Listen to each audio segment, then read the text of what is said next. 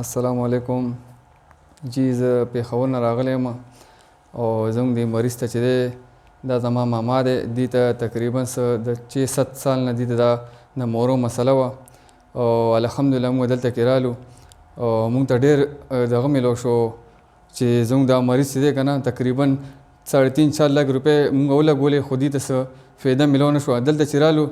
تقریبا دغه 20-25 هزار روپۍ زموږ ولګېدې خو زموږ مریض بالکل بهتر شو. دی بیګا راغلی بیګا رس دې ته ډېر سکون میلو شوی دی او دی وایي چې زه بالکل ټیک ټاک شوم په دې چې 7 سال کې چې دی که نه زه دومره ټیک نه وم چې زه بیګا راسې چې څومره بهتر شوم نو دې ته ډېر سکون میلو شو.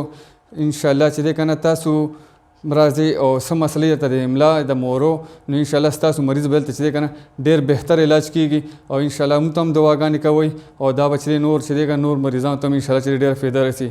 نو انشاءالله تاسو موږ سره چې دی که نه تعاون کوي په دې کې. مهرباني جي.